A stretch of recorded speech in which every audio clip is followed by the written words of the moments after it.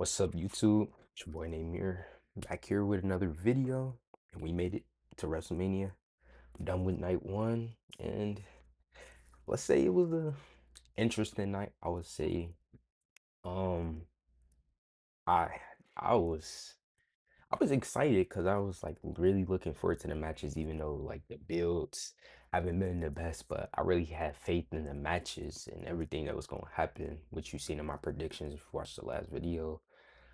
But let's just say they didn't really get to do anything with the matches at all. Instead, we got Hulk Hogan ads. So I got my bullet points over here, so I'm probably gonna be looking at the other screen, but start with how I felt about the show overall. It was weird that we didn't get like I felt it weird that we didn't get no promo packages except for Cody versus Randy. I felt like every other Mania, I think especially last year, everybody got a promo package leading up so you can know what the story about and you could get into the match. Instead, after every match, we just got a freaking ad about something, and then they'll cut to the Hulk Hogan documentary ad, and then we'll go back to the do. I'm like, some what are we doing? So I was like on my phone most of the time, mainly just taking notes and talking to my cousin because that's who I watched it with. But it was like that was weird to me. We didn't get no promo packages except for Cody and Randy. Guess we can't do that anymore. Quick matches, definitely gonna be talking about that. Liv and Stephanie, they got did so dirty. Like I'm sorry, no WrestleMania match should be it. A WrestleMania match should have minimum 15 minutes, maybe 10, but minimum 15. That like the stat of is showing that like four matches were under 10 minutes is nasty. It's nasty. That's why I feel like this like night one is it's kind of a it's kind of like a C minus or something because you I was really looking forward to most of these matches on this night and you didn't really let them cook. You didn't even some people interest was longer than the matches, what it felt like. Like Randy Orton cross-playing the Undertaker match was longer than the Liv versus Stephanie. I'm like, bro, what are we doing? Why couldn't I'm gonna talk about it more in the other matches, but like some matches I get okay, you don't want to go 10 minutes, but even then it's like, come on, bro. This is WrestleMania. We supposed to be getting wrestling. Like, I don't know what that ties into like weird finishes. It just felt like the first two I would say the Becky and AJ match, I was like some oh shoot. Becky at the man. I was saying 1, 2, 3 because I wasn't expecting Becky to win, but I was like, some, oh wow, that was like cool, odd. Like, and then Liv and Stephanie was pulling out all her finishers at the start of the match. I'm like, some what the fuck? And then Liv was kicking out. I'm like, some what? So I don't know what was up with the producing and all. Did they have some time cut or anything? I don't know what was going on with that. Um, the crowd, I didn't really expect the crowd to be none too crazy. It's Las Vegas. Wasn't really expecting nothing. And they was hyped for moments like Paige return and Bianca returning, which was nice. I popped for that because I was like, whoa, she here. But then we got the news that she's pregnant. We gonna talk about later. Um, but overall the crowd, I wasn't expecting too much, but they basically like a Monday Night Raw SmackDown crowd, if we're being honest. And then I'm gonna tell y'all, I kind of already said it like C minus. I would really give the show like a C minus. It would maybe I would go D, but I say the main event and the Gunther and Seth match got it from there because it's not even the talent's fault. It's just the fact that they got dead dirty, only getting some matches getting less than 10 minutes. That's nasty. So first match, talk about the 6-man tag team match, which was I really thought it was fun. Could have been a little longer. Was like it anticlimactic finish. Like I didn't. It did its job getting doing the opening and first free hour at ESPN. I just felt like it was. a little short, but I thinking they only did that because that first hour they got to make sure they get both matches, the Drew and Jacob match in there too. Which is why at first, when the first two matches were a little iffy and short, I was like, okay, they trying to fit it all in that little hour. But then the rest of the card, you seen how that went. But let's talk about the match. The interest is nothing really too crazy to write home about. You know, Speed came out with the little Ronaldo cape with the vision. That was cool. The Usos, typical Jay Uso Yeet. They got the little entrance music, just us Us. Pretty sure that's what it is. They change it every week, so it's no clue. LA Knight came out in a Ram truck, 25% off for those people. But overall, I don't. It wasn't nothing really crazy. I like the sequence at the start of the match where Speed actually started the match, which was shocking. I thought he was gonna be like a little hot tag or something like that. But him and LA Knight started it off, and then they was going at each other, and then Speed ended up doing like a little slam on LA Knight, and then because you know Speed not really a wrestler, LA Knight kind of no sold it because like you're not as strong as me, which I really like. It's a nice dynamic. They making it to where it's like levels to it. Like I'm actually a wrestler. You just now starting. So I think that's a pretty nice detail that they added there.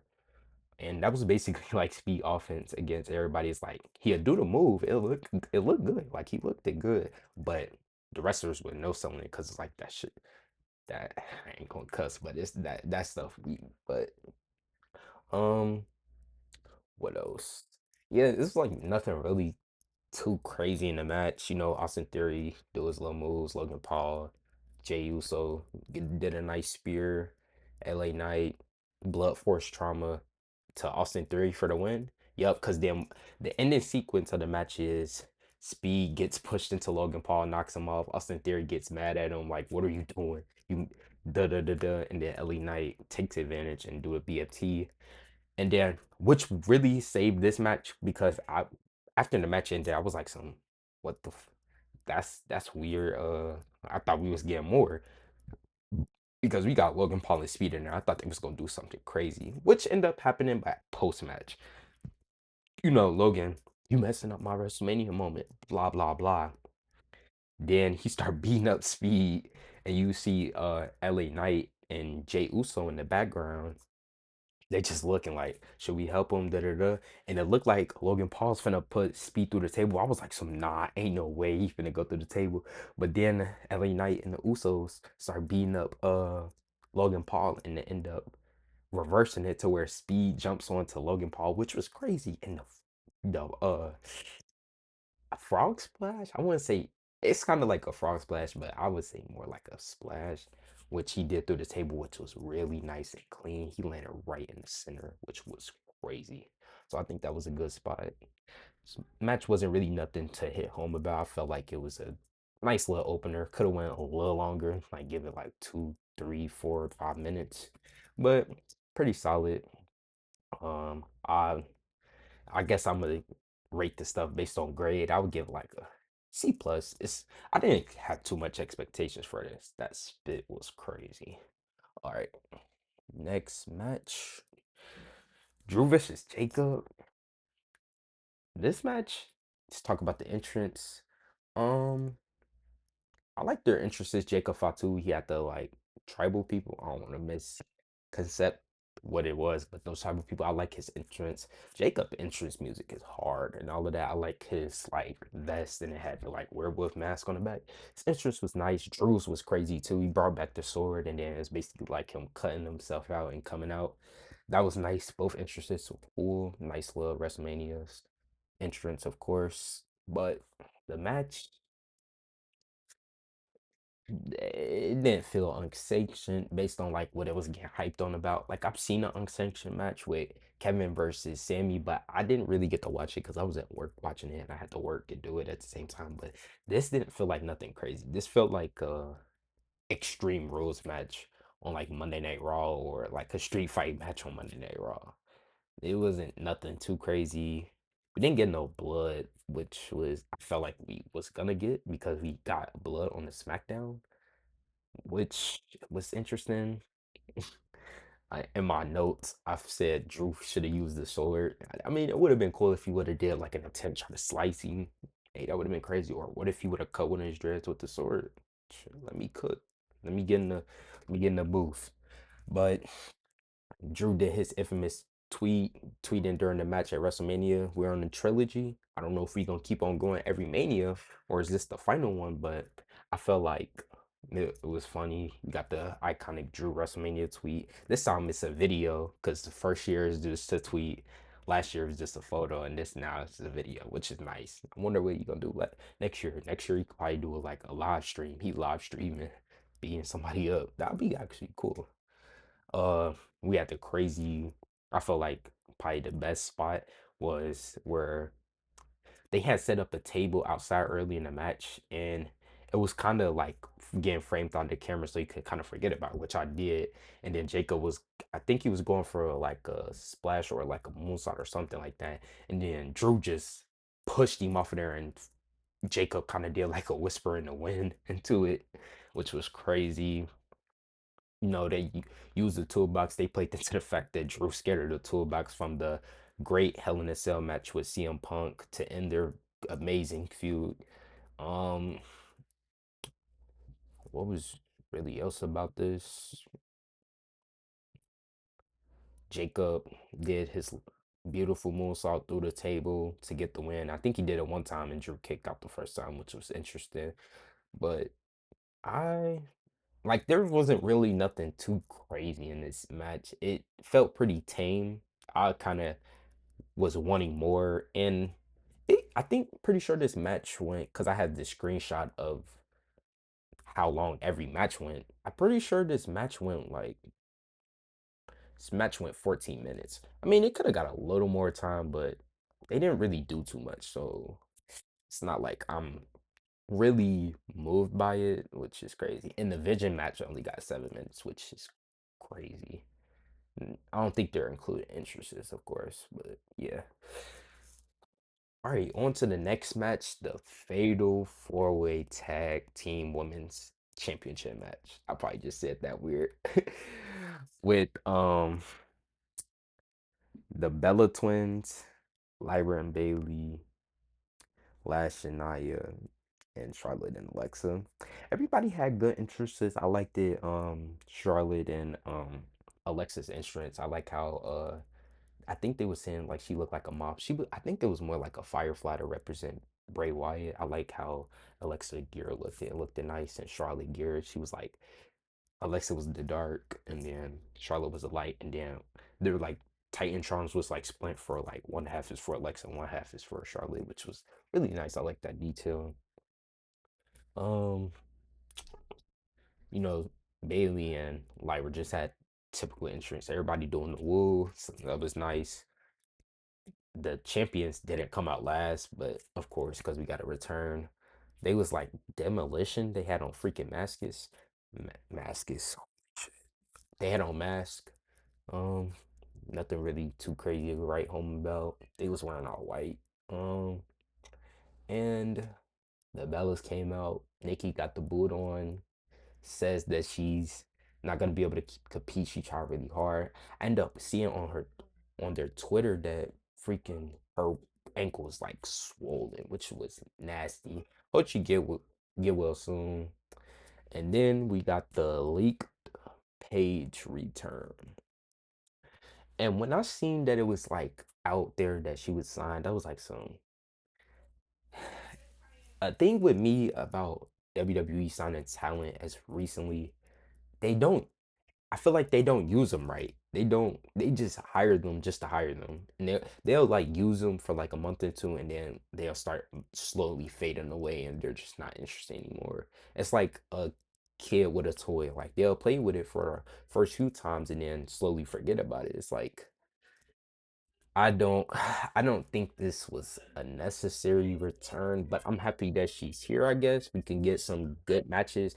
I've started watching WWE in like 2015 that I can remember, and I don't recall like being so crazy about Paige. Like I obviously knew of her, but like and I've seen that people weren't too fond of her. Oh, she did return to WWE, but she was like more of a manager. I don't really remember her having matches like in 2018, 2019. I don't remember too much from that. I think she was like with Mandy Rose and Sonya Deville. I remember that little faction. I forgot what it was called, but that was that was that.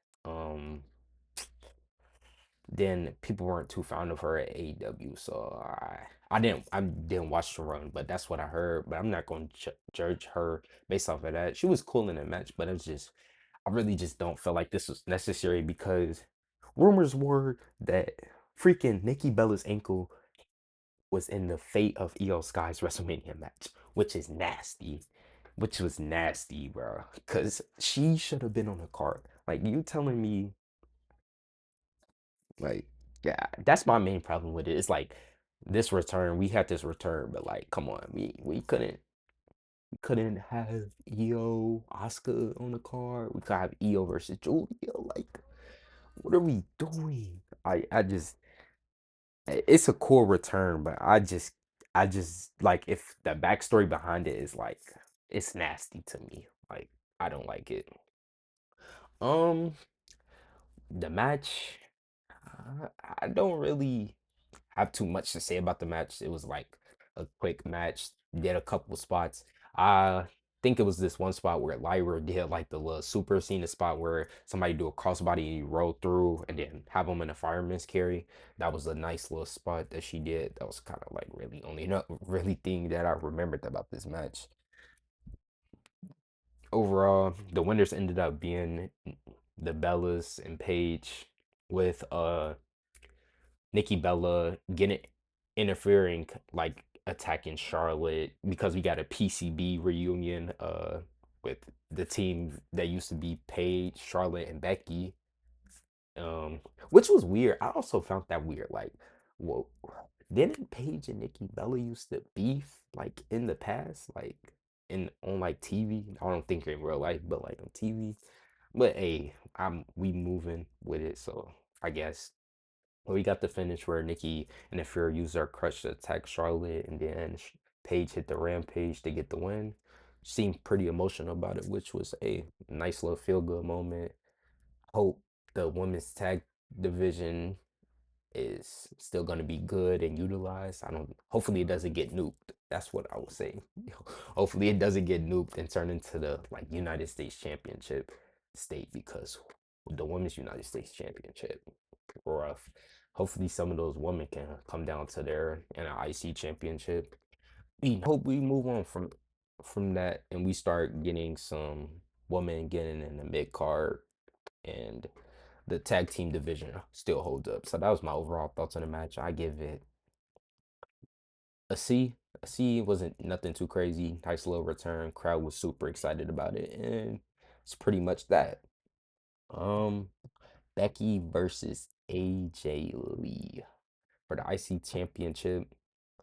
Entrances, the dude that was doing Becky Lynch entrance, he's terrible at lip syncing, or maybe it's just the malfunction with production, but it looked like he was just moving his mouth. I it wasn't her entrance was just basically a normal entrance. AJ Lee's I liked her. She had all the little kids out there. Freaking lucky man. Lucky little kids got to come out with AJ Lee. Doing the skip and all of that, which was pretty nice. They had her gear on with the pink, which was really nice. Feel good moment for the kids. They probably definitely never gonna forget that. So that was nice. Um, this match was cool. It was kind of like their elimination chamber match, but I would say better. I like this more. It was like more entertaining to me. We got the continuation of the Jessica Carr and Becky Lynch beef, which I really like. Like Becky basically like pushing the ref and all that. I'm like, some whoa, like she ain't gonna DQ her, which was hey, shout out to Jessica Carr for not doing that. She didn't DQ her. We had some like when Becky tried to go to expose the turnbuckle, Jessica Carr like nah, and then Becky just pushed her like, what are you doing? Stop getting in my way and all of that. And um, what was it? I think it was a spot where like Becky pushed her off. Like they were fighting, and then Becky got to a moment where she was able to expose the turnbuckle, and then AJ Lee was finna run towards her in the corner, and then she pulled Jessica Carr in the way, hit AJ Lee with the exposed turnbuckle, and then get the manhandle slam and got the 1 2 3, which I was shocked because I thought AJ Lee was gonna win, but she lost. So I'm kind of interested what we're gonna do with the IC women's division now that Becky has the title, because I hope we just not repeating the Maxine and Natalia stuff, because we low key kind of moved past that. They totally forgot about that storyline. I don't even remember the last time they were on TV. So, hey, I don't know what's up with that. This is also one of the matches that were a little short, like anticlimactic. I feel like every finish was anticlimactic. Like it just felt like it just ended out of nowhere. I was shocked that Becky manhandle. I mean, it makes sense. She got hit with a exposed turnbuckle manhandle slam, but like I expected the match to be a little longer. That match only went 8 minutes, and the women's fatal four-way tag only went 9 minutes. That's why I was like scrambling to what to say because it's like nothing really happened. I can't say too much when nothing crazy didn't happen. So yeah, I'd give that match a C too. Didn't really. I like the Jessica Carr factor and all of that, but I say C plus, C plus, just to be a little nice, because I can't really get mad at the talent because they basically bull rushing through the match. I just hey, but a solid match, C plus, C plus. Um, Gunner versus Seth Rollins. Gunther just come out, typical ring general, all of that. I really wish they would just change his Titan turn, stop saying that career killer stuff. Just go back to the ring general. Um, and Seth entrance was behind Cody's entrance, what we'll talk about later. Low key, best entrance so far of WrestleMania, in my opinion, because his jacket had smoke coming out of it. He had these black contacts in. I don't even realize when he took him out, but he had these black contacts in, and then had this jacket that had smoke that was coming off of it, which was crazy. It was tough. It was tough. I really liked it. It was a really good entrance. Um, the match was really good. I liked it a lot. Um, I felt like where it really started to pick up to me, which was the third gear where Zeb started doing the multiple suicides out of the ring, the Falcon Arrow into the suplex, Gunther being classic Gunther. Like they was hitting each other, clotheslines, big boots, chops, all of that. We was just getting wrestling. Like they was just going at it each other. Nice little like counters, like they was doing like roll throughs and went back into a pedigree. It was real nice. They was real smooth with it. Like I can't be too mad at like the wrestling that happened because it was really, really good. And we got a spot where I'm pretty sure freaking so we was I'm gonna get towards the end of the match, but like the in-between stuff leading up to the end of the match was really good, which what I was talking about. So jump to the end of the match. We outside on the announce tables, and Seth hit Gunther with a pedigree. Don't break the table. Then we cut to Seth going on the other announce table and getting ready for the stomp. And then he stomps Gunther on there and all of that. And Seth celebrating. He going over to where the barricade where the announce people is. And then we get the Braun Breaker return, which was low key creative because I was like, so wait, the ref, we not calling a DQ, but they kind of did something real slick and nice that I kind of liked. The ref was checking up on Gunther, so he technically didn't see Braun spear him, which was, hey, I give him props for that nice little creative way to return Braun, but that spear nasty. Great to see him back. My thoughts on it, I didn't like that he like got interfered with the match. I mean, I knew it was gonna happen. I just wish it would have probably happened after the match because they was cooking and it was getting into that third gear where I felt like, oh yeah, we talking. maybe 5 stars, or like we reaching like 4.5. But they did he did the spear, got back in there, Gunner slide in, and then hit him with the sleeper. Then Seth fades. He don't tap. He fades away. And that was the end of the match. So I'll say the end of the match, I give it B plus, B plus. I don't think it wasn't able to fully do the third gear that I wanted it to do for me personally, but it was still a great match in my opinion. Definitely be something that I'll talk about this WrestleMania for night one. Yeah, and then we get to the post match where Bob Breaker doing his spear, where he's running down a ramp like freaking crazy fast. Luckily, he didn't slip, which was good. And did a spear. Spear didn't look that good, but the visual of him like freaking running towards him, I ain't gonna lie, I would be pissing my pants if I was Seth and I seen that. But overall, good match, good like segment and all of that post match thing. Great to have Braun Breaker back, have that backlash match. Hopefully that match happens at Backlash, and then good. I'm interested to see what they're gonna do Raw after Mania. Mania. Holy shit, bro. Yeah. Liv. Liv versus Stephanie. This was supposed to be my match of the night. Loki, I know Loki thought it was gonna be match of the night, but nah. They said that ain't gonna work. We gonna start off with the entrances. Liv did her music video for did her music video choreography for her new song Trouble. That's her new entrance theme that she made. It's cool. She had like it to where like they ripped her clothes off, and it was pretty cool entrance, I guess.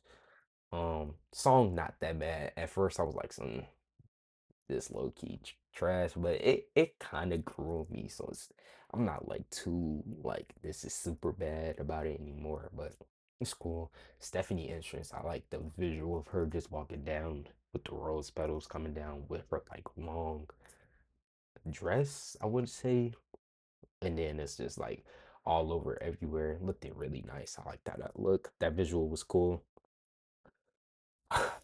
But the match, this was nasty. This match was only, hold on.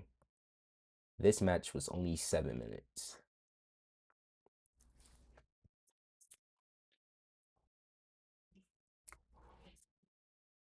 Who decided on this?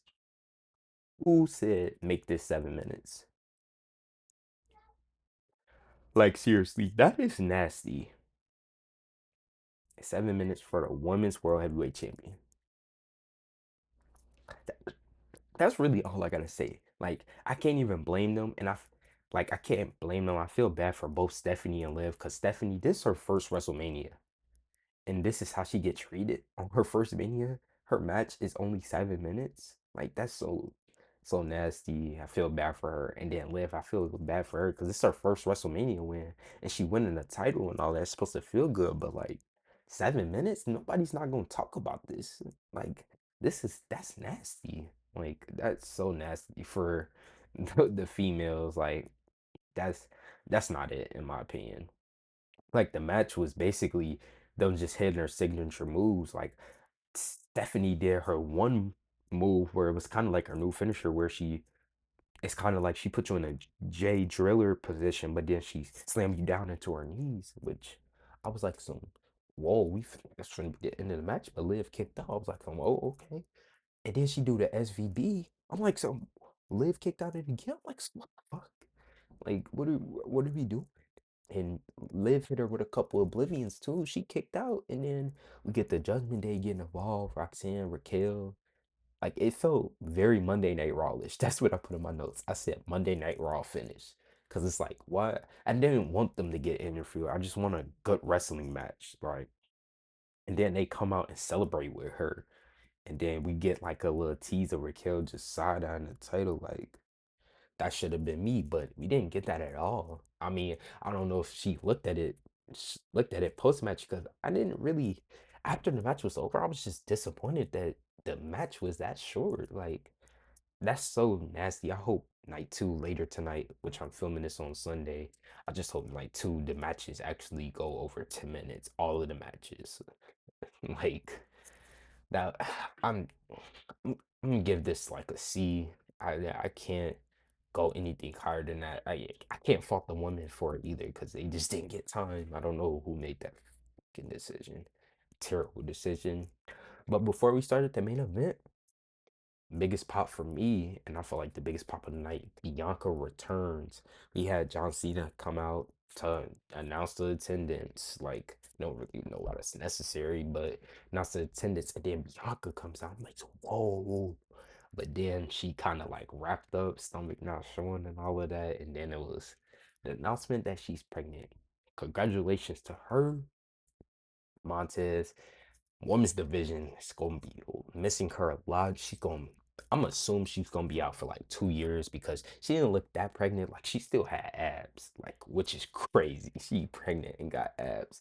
Yo, she still got abs and she's pregnant. She got like a little bump. It's not like all the way out there yet, but pretty sure she's gonna be out for like 2 years. So you saying 2028, maybe 2029, which is wicked, which is it's a lot of stuff is gonna happen by the end. So she will definitely be missed. And the main thing I got out of this, and I put in my notes, Jade, you're cooked. You're cooked later tonight. She's not retaining after this. Because her whole title reign was people were anticipating a Bianca match. But nah, not anymore. We we moved past that. So my assumption is Rhea's winning later tonight. So, but I'm happy that she having a kid. Everything, hope everything goes smooth with the pregnancy, and she all good, and her finger is feeling good. And yeah, congratulations to her and Montez. That was nice. The main event: Cody Rhodes versus Randy and Pat McAfee. Entrances, like in my notes, I said they got a promo package because the first one we seen all night. But Pat McAfee got an entrance. He was just flicking off people, trying to be a heel, I guess.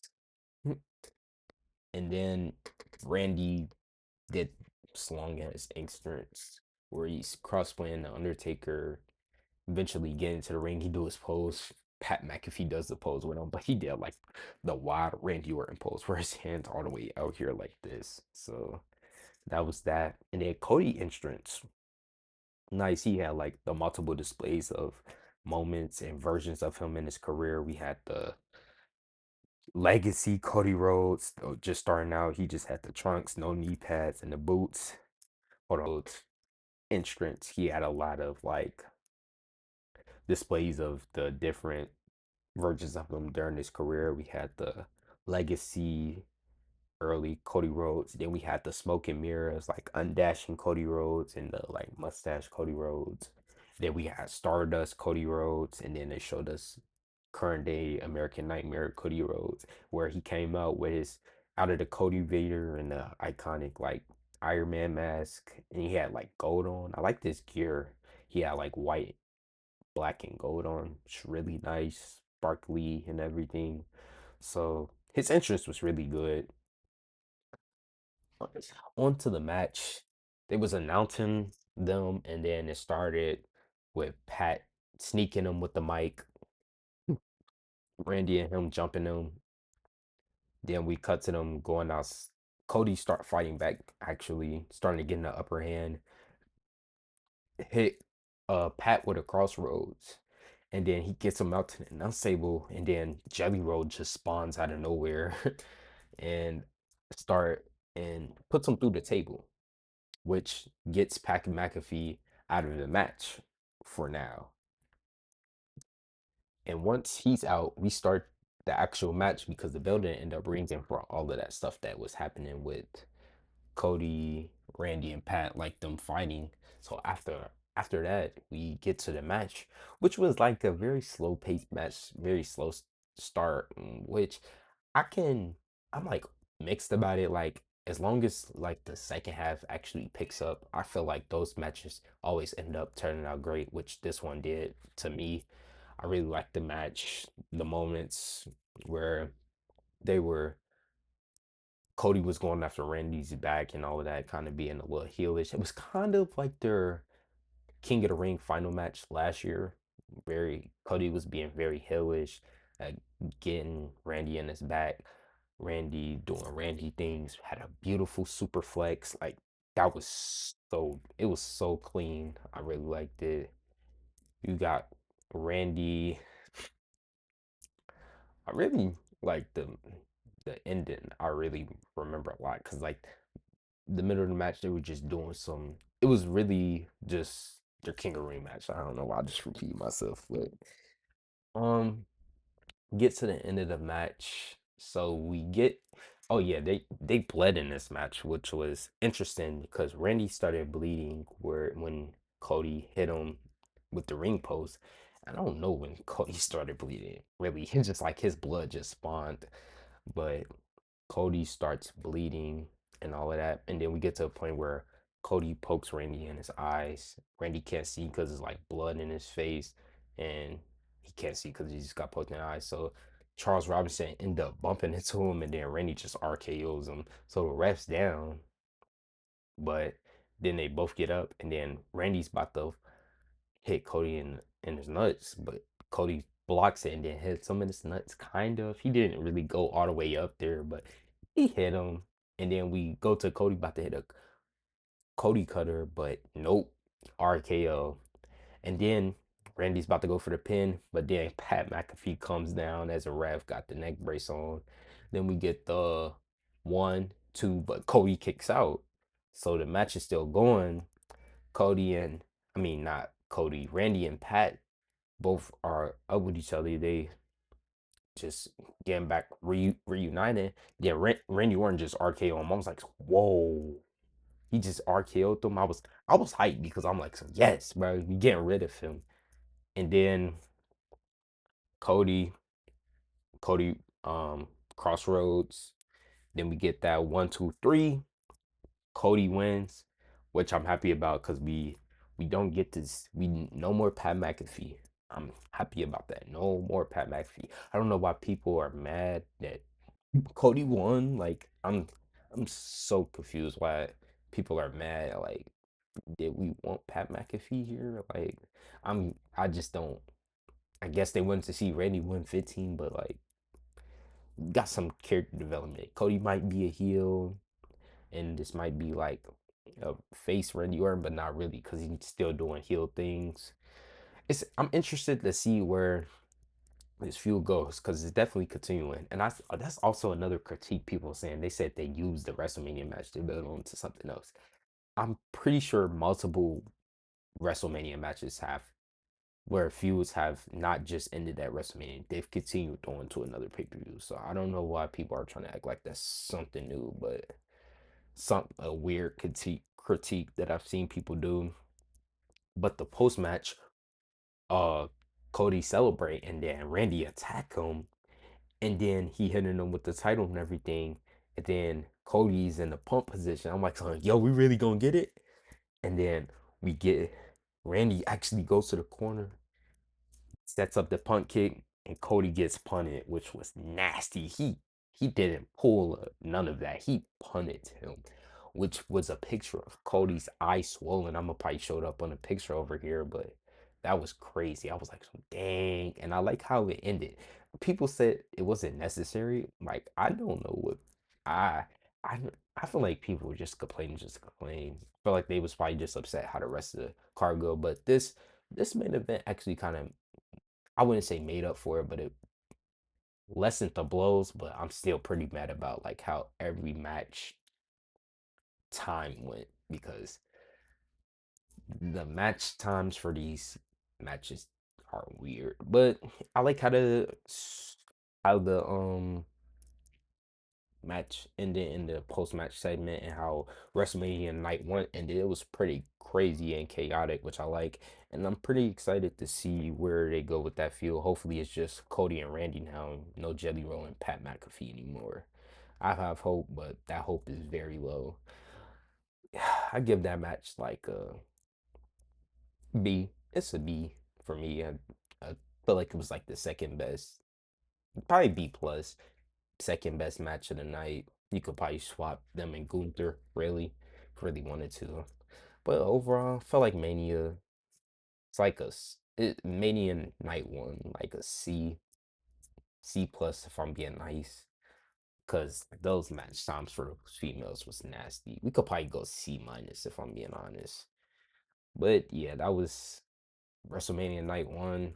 Hopefully later tonight, night two, we get longer matches and just better pacing and all of that. Not so much ads and all of that.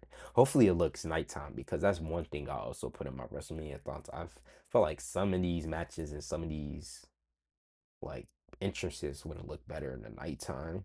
And something to throw in post match show.